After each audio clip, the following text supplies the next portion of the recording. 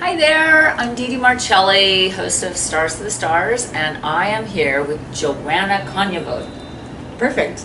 Hi. I was trying to give it my best Croatian, right? Right. I am so honored, I really am. I'm so excited that she took a slice out of her time because she is so busy, so busy. And we met a long time ago, but we re-saw each other again on America's Next Top Model because she does all the incredible model looks, when they're doing all the runways and they have the real extreme, fabulous look.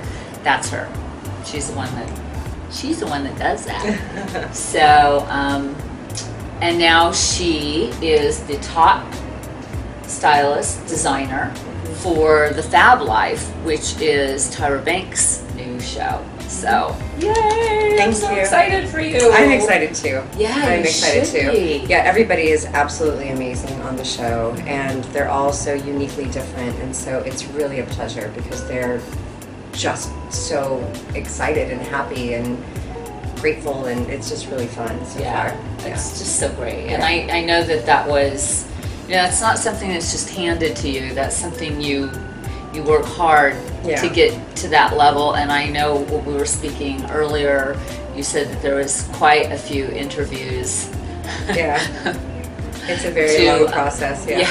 It's a long process. So it's awesome that happened, because that is to get a job that is 5 days a week, and I assume that's more than you because you have to shop and everything. Well, I shoot 5 days a week, but I'm pretty much working 24/7. I'm all over the place all the time, and so I'm going all over. Wow. It would be nice if it was 9 to 5, but I don't think there's anything in our industry that's 9 to 5. But that's when you have to have some good assistants and. Yeah. Okay. Well, we're going to talk more about that, but I kind of want to rewind because I want you guys to find out more about Joanna and where she grew up, because I'm nosy. So I'd like to know more about your background. Well, I was born in Glendale, California, and moved to Croatia when I was in middle school. How is that? And went to school there. It was great. I lived on a very small farm in a small little town, and it was great. Was it culture shock? I think it was more of a culture shock coming home. Going to the farm and being there, everything seemed very normal. But then when I came back in the big tall buildings and the loud noises and everything, that was more of a culture shock coming back. Yeah. But that's where my heart is. On the farm. Yeah, I love it over there. Well, when you go back, can I come? Oh my gosh, absolutely. You'll never want to leave either. I'm sure. You'll understand why. Yeah, it's really great. So, where did your love of fashion? Was that a first love? No, it was not a first love. I was after high school I moved to London, and I was living there for a couple of years, and then after London I moved to New York City, and I was actually bartending at a very popular place. It was called Cafe Tabac. And it was a big supermodel kind of rock star hangout, and the place was very small. So the impact of the amount of celebrity that was there was very powerful. And there was a stylist who needed an assistant because there was a cargo embargo. She just needed somebody to travel with her to carry a suitcase. That's all she needed. There needed to be one person per bag. And so she asked if I wanted to go to Mexico City with her, and I was like, sure, I'll just go and drink tequila and have fun, and it'll be great. And so I went and I traveled, and of course she was a friend of mine, so she needs help with the bags. I was helping her, and I ended up putting the looks together, and it all just sort of made sense to me. And I got back and I was bartending, and I was, speaking to another person sitting at the bar saying, what'd you do last weekend? And I was like, oh, I went to Mexico City. My friend's a stylist. I helped her do this thing. And she said, I have a friend who's looking for an assistant. Would you be interested? And I was like, why not? So it just turned out they were shoots with Italian Vogue. Oh. And so I got the position. And my first photo shoot was with Steven Meisel, and my second photo shoot was with Mario Testino. And so I started out at the top. And so even though I was a very low assistant, you know, I mean, I was unpacking boxes and hanging things and doing all the grunt work, but it was an experience, and it just, everything made sense to me, and that's basically exactly how my career started. Wow. It kind of fell organically. Mind you, I did study theater, so I did understand a thing or two about clothing and things like, but no, it wasn't what I planned as like a little girl. When I grow up, I want to do this. Yeah. It really sort of happened organically, and I can't imagine doing anything else now. Yeah. What did your family think when you were all of a sudden working for it's so funny. Italian Vogue and for bartending? Well, my father, who's Croatian, I remember bringing him the issue of Vogue, and my brother and his wife happened to be in Milan when it came out. It was a September issue. It was a really big deal, and I showed it to my father, and I was like, Dad, I dressed the people in this, and he's like, what do you mean you dress the people? You have education. Why are you tying their shoes? Why can't they tie their own shoes? Like, he just did not understand what I did, and he just went, you dress people. I don't know. So, and then actually once I started doing Top Model, and he actually saw me working on set, and then he was like, oh, now I understand what you do. So, you pick out clothes. Yeah, but you dress. Would tie the shoe. Yeah, you tie the shoe. Why are you tying shoes? You have education. Why can't they tie their own shoes? That's exactly what he said to me. That's a sitcom right there. Yeah, well, my dad's probably a sitcom. Just he's pretty much quotable with almost everything he says. I think it's the accent. Were you the only child in the family? No, I have two older brothers. Oh, two older brothers. I have two older brothers. But I was the one with the itchiest feet, so I ran around the world doing different things and traveling, and I wanted to learn languages, and you know, so that was my thing. Are they still back there? I have a brother in New York City, and he works in finance, and another brother whose family lives in Colorado. Oh, nice. Yeah. So you were there, and then how did you make the transition to coming out to LA? That actually was a total personal reason, because my family was from here. At the time, my father had gotten sick. He's totally fine and everything's great now, but I just realized my parents were getting older, and I could have a career either in New York or in LA, and I just felt like the family should be there. We have that old country sort of in our blood, so we always have to kind of watch out for each other. So I felt like one of us needed to go, and my one brother was on Wall Street, and my other brother was in Colorado, and just their businesses and their lives wouldn't work in LA, but mine would.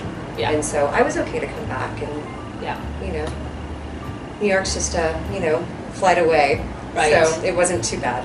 Right. You probably travel a lot. I travel all the time. Right? Yeah.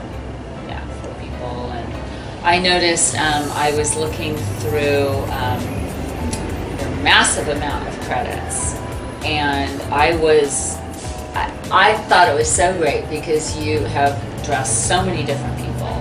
And I was looking at the music videos, and I saw you went from Andy Grammer to Soulja Boy, right? To John Fogerty, right? To LaToya Jackson, to Charlie Wilson, and then you did, I'm gonna butcher his name, Tyga, and Justin Bieber. And I was like, wow. It was, I mean, you've just done... They're kind of all over the place. I don't really stick, I do people well. So I'm not just hip hop, I'm not just rock and roll. I kind of go... So you don't feel you have like a regular style that is, you're kind of... No, because I think that would kind of pigeonhole me. Right. Every time I meet someone new, it's another challenge. And so... It's another experience to learn something and about somebody, so no. Yeah. Yeah. Well, I noticed then, I was looking through your commercials, and I thought you did that Cottonelle. Oh, yeah. That commercial. That I was like, I saw that and I died. That one where can you go commando? Go commando. You're to blame on that. I am. That is so funny. That's this and I need this thing. But tons of commercials, tons of Vogue, covers of Vogue, and beautiful things. Just extraordinarily talented you are in all these different areas. I was just so surprised, you know. So you spend most of your time now just going with celebrities and most of my time now is spent on the show. So I still have a with couple. the new show. Yeah, with the new show, with the Fab Life. With the Fab Life. Fab Life. But you know, I still do some styling. I have a client who was just nominated for an Emmy. So Ooh. No, she can't. No, can't say. So I have a client who was just nominated for an Emmy. So she contacted me and said, you know, are you still available? And I'm like, for you, anything. So I still have some little things that I'm doing, but just only for my people who've really been my clients for years and years. Yeah. But okay, so someone. But really, my focus. No is, one could is really get a show. hold of you to do a styling for something. I mean, I just can't imagine that I would even have the time to dedicate to give them what they need right now. And my name is attached to it, and I don't want some half-done job with my name, because that's the one thing that I've stuck to. I mean, my career has been pretty blessed, and I mean, I've done everything even without an agent. My whole career has been word of mouth. That's really awesome. Yeah. Yeah. So it's very different. I'm very different from how most people have approached their things. So mine is completely reputation based. And so if I can't do the job the way that I know I'm capable of doing it, I pass. Yeah. Is there anybody that you can think of that you really like to dress? That I'd like to dress? That, you know, you're kind of like, oh, I really need to try that experience. You know, I've just really been all over the board, and I've dressed every type of body and every age and every, you know, every level of celebrity. But how do you do that? How is it? How do you know when somebody walks in, you go, no, that is not, you know, like that's no. I mean, do you just see someone's body type and you in your head you just visualize? Exactly what's going to work. Yeah, pretty much. It makes sense to me. I think for myself, I think some people, you know, in different creative fields, you know, see color. I see shapes in colors, and, you know, I can sort of look at a person with triangles and squares and everything all around them. So it makes sense to me when I break something down. It's just, I guess it's just the way that I think and the way that my brain is wired. I don't know. Right. But it does. It's something I look at a person and go, oh no, you need this. You know, and oftentimes they are hesitant. You know, a lot of people have body issues, and it doesn't matter how big of a celebrity they are and how thin and perfect you think they are. Everybody has something, whether it's their jiggly arms or their wobbly bum, or and no matter how beautiful I try to tell them that they are, they can't convince themselves otherwise. So it's almost like I'm a part-time therapist, just you know, because it is emotional. Really dressing a person, and we do have very close connections with each other. I mean, usually I get a person naked within about 10 minutes of meeting them. No. So, you know, we have a very close relationship while working together, and there's a lot of trust that's involved with working with a client. How is that with men? Is it, you know, because women, you know, we're in school, we're in locker rooms together and stuff, but men, it's a little, how does that you know, I think translate? Men, you know, I've worked with a lot of celebrities. I often find, it's funny, I find that years ago I did some fitness things, and I found that these people who were hired with their 2% body fat had the biggest complexes out of any models or actresses I've ever worked with. So it's really kind of fascinating. They're like, my thighs are too thick. I'm like, well, don't do so many squats. I don't know what to say to you. Lay off that exercise. But stop criticizing yourself. You know, it's like you're here because you're that amazing. You know, you feel that I'm here, and we're all here for a reason. Right. So enjoy yourself and embrace it, and let it, like, you know. So yeah, men have a very different way of looking at themselves than women do. And I find that guys, even with their big bellies and stuff, they're like, just take my shirt off. I don't care. They have a lot more fun with it. Well, it's the dad it's the dad body. Yeah. But they just don't take themselves as seriously, perhaps. You know, women have a harder time. We are, as a collective, criticized more in our looks, in our professional behavior, we really sort of are under the gun a lot more. So I think men are allowed a little bit more freedom. Yeah. You know, you see a guy with a belly and you could just go, what, he's a dude. And you see a woman with a belly and they're like, what, her life must be falling apart. She must be so unhappy. Like, how is she letting herself go?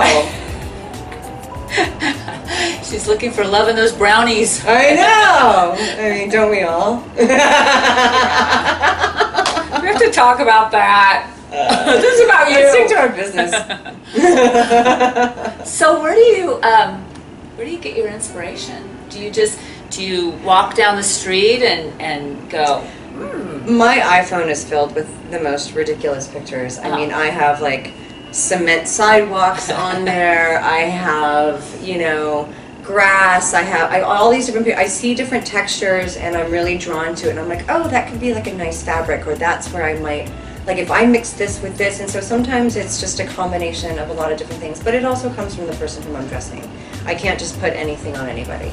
Right. So it really depends on whom I'm working with, but that does happen a lot where I'm just taking pictures of really random things, and that goes up on my wall and I just kind of stare at it for a little while, and yeah.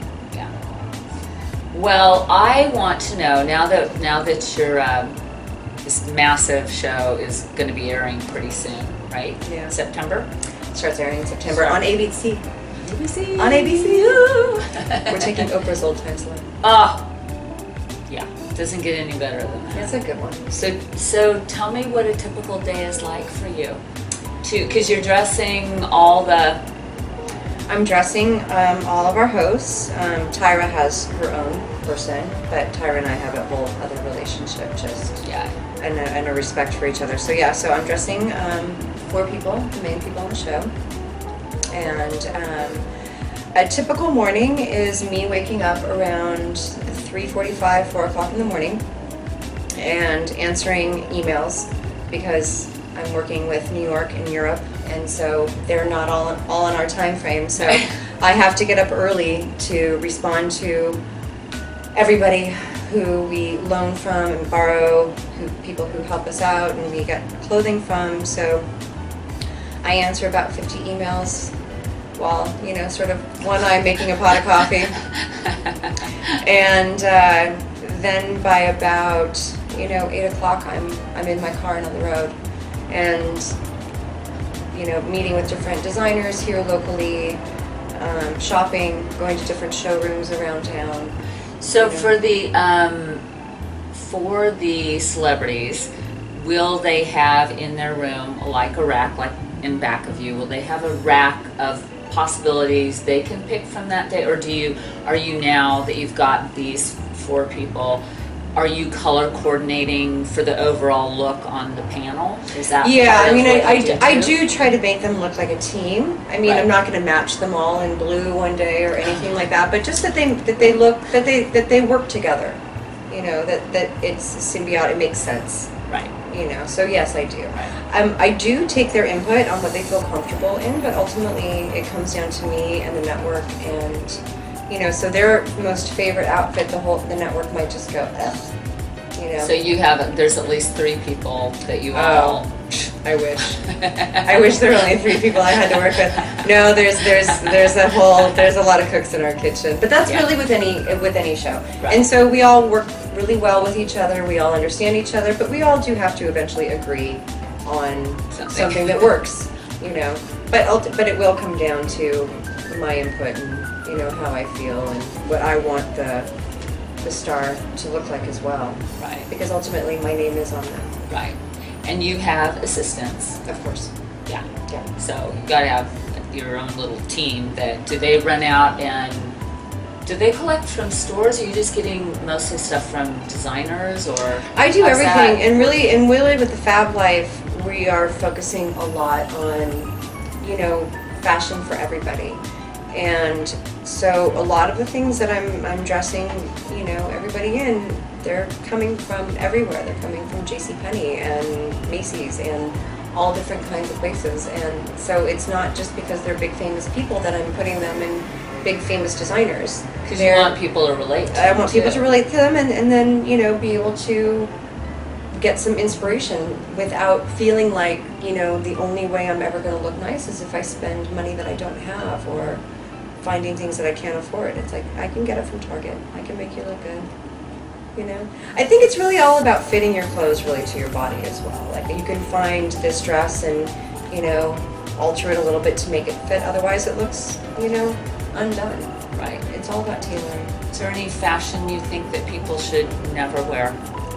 I don't want to throw any companies under any buses. Is there a look? There's some furry boots that really should only be worn on the beach or in the snow that I don't think should be worn on the streets.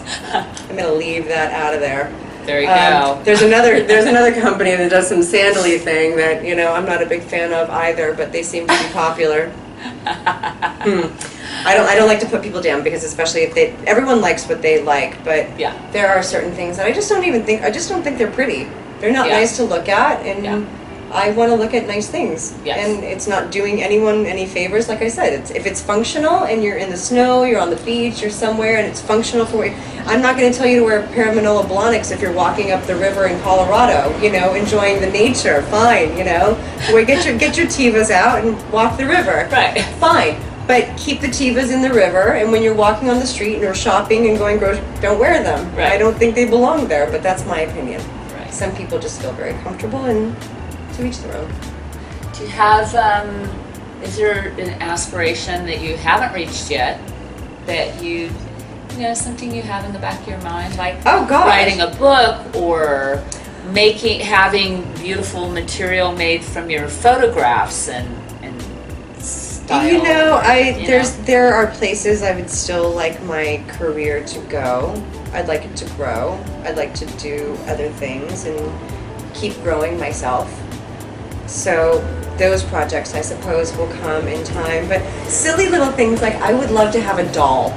Like I would love to do a movie that's so big that like there's dolls, kids are playing with my, you know, the characters that I create. You know what I mean? Like that would be something that was really. You could design the little clothes. Yeah, like when no, but I mean like if I did a show like Mork and Mindy or something like that, and they came out with the Mork and Mindy dolls. Yeah. Remember that when we were kids? Like if I was the designer on that show, I'm like that's my doll, you know, or like a Halloween costume because everyone like loved the characters so much that like now they're all, you know, John Travolta from. Well, you just did a film that's on HBO. I did. The 7 Days of Hell, right? 7 Days in Hell, and apparently there's a Halloween costume after that one. See, so that one's kind of like my bucket list check. I think that's awesome. I love that. It's awesome. Yeah, that's what I've heard. I haven't seen it yet. But I'm looking forward to seeing it. It's pretty funny. Is it funny? It's hilarious. Yeah, and it was really fun to shoot, and the talent. I mean, I worked with the biggest movie stars in the world on that one, and it was impossible, and they are all so brilliant. So when we were doing the shots, they kept improving their lines instead of sticking to the script. They just kind of went and did whatever they wanted to, and to me that's a brilliant actor just in itself. But it was so hard not to lose it, and they would yell cut, and you would think the ceiling was about to fall in because everyone would just lose it with laughter. Yeah. That, you know, I saw the movie and I was like, oh my gosh, there were so many funny things that happened while shooting, and that was so much fun. So that was a great one. But yeah, apparently they do have a Halloween costume coming out. Is there what's your favorite film? What's your favorite? My favorite style? film? Well, your favorite style, the wardrobe from a film, costume that you just. What's your favorite? I'm just curious. My favorite movie. I have a few favorite movies. There's an Italian film called Cinema Paradiso, and it's beautiful. That to me, the clothing is gorgeous. Casablanca is another favorite of mine, and I grew up with the sound of music. And those are all very old films, but very costume-heavy films, and so I do love those. Those are some favorites. Yeah. Okay. And just finish this sentence. My job is crazy, chaotic, amazing, fabulous, exhausting, and mine.